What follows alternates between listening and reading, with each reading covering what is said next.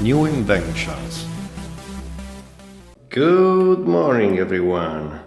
What we have here is my new invention.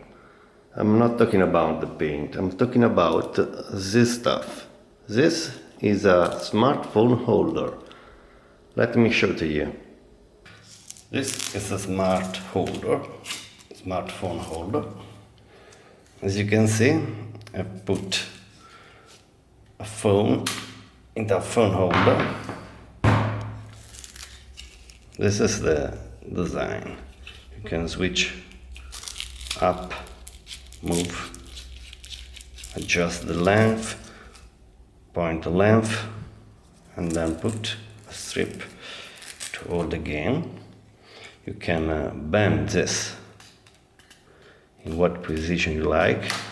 You can also switch for a phone to be held like this. So you can bend, you can twist. The previous one was this one, really strong, tough, but without the bend you can use it, it's too close. And that's it, guys. If you like this project, I don't need to develop another one of this.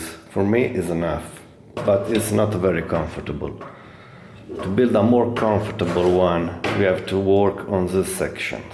We have to develop a new system of measurement. We have to develop a new system of keep the measure on the bracelet.